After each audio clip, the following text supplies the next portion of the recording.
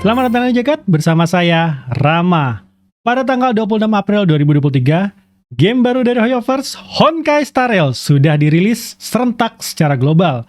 Kami pun mencoba di hari pertama rilis globalnya ini.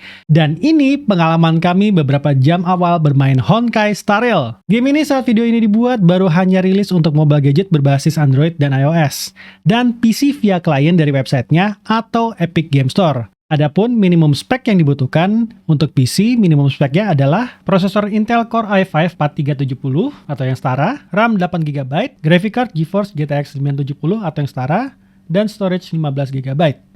iOS dan Android, minimum speknya, Android ada di Snapdragon 835 atau yang setara, iPhone ada di iPhone 8P, iPhone X atau yang lebih baik. Untuk iPad, Apple dengan A12 prosesor atau yang lebih baik. Storage yang dibutuhkan kurang lebih 10GB. Sayangnya, belum ada kabar apakah game ini juga akan rilis untuk PlayStation, Xbox, ataupun Switch. Oke, buat teman-teman yang belum tahu, Honkai Star Rail memang ada sedikit hubungan dengan game Hoyoverse sebelumnya, yaitu Honkai Impact Third. Namun secara cerita, walaupun ada hubungan, tapi tenang saja kita tidak perlu bermain Honkai Impact Third untuk bisa menikmati Honkai Star Rail. Karena cerita game ini berjalan di alur yang berbeda dengan Honkai Impact Third. Judulnya mirip, lalu apakah gameplaynya mirip, full action, atau mungkin open world seperti Genshin Impact? Sayangnya berbeda sama sekali.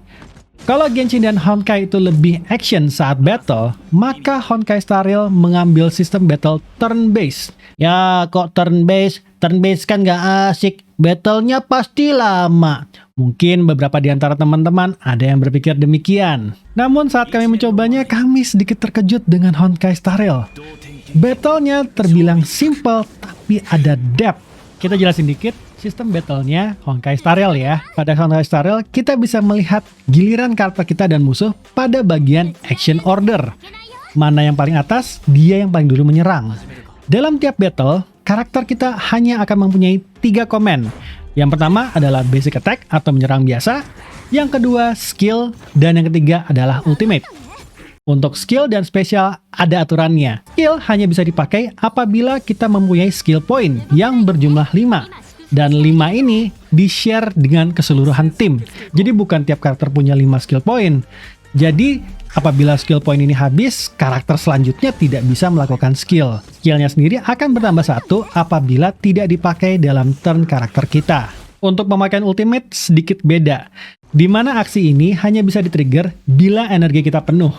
Ketika men-triggernya, maka karakter kita akan nge-bypass action order langsung mendapat prioritas yang pertama. Yang lebih menarik dari ultimate ini adalah semua karakter punya cinematic ultimate-nya masing-masing. Nah, pada game ini tiap karakter dan musuh itu mempunyai elemen masing-masing. Musuhnya sendiri itu punya 2 bar, toughness bar dan health bar. Kita bisa melihat kelemahan elemen musuh dengan melihatnya di atas bar mereka. Apabila kita memukul musuh dengan elemen kelemahan mereka, maka toughness dan health bar mereka akan turun.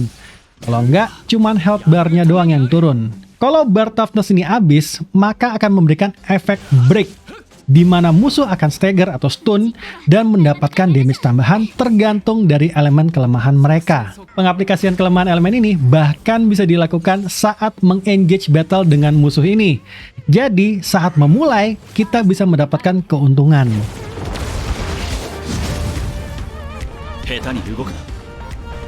Tentu saja keuntungan battle ini membuat battle di Honkai Star Rail menjadi cepat dan penuh strategi, walaupun nggak sedinamis action RPG kayak Honkai Impact ataupun Genshin Impact.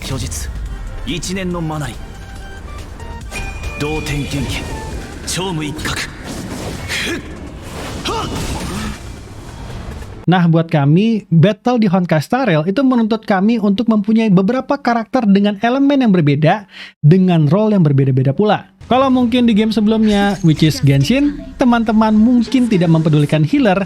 Di sini, healer akan sangat dibutuhkan. Role healer akan sangat dibutuhkan. Kalau ngomongin visual, ya, Hoyoverse nggak pernah gagal memanjakan mata. Apalagi alat yang kalian gunakan bisa nge-push kualitas rata kanan dengan nuansa angkasa yang futuristik dan efek-efek serangan yang flashy. Untuk audio, sekali lagi jangan ditanya. Efek pukulan dan ledakannya benar-benar terasa memuaskan. BGM-nya pun terasa cukup catchy. うちのとっておきをくらえ。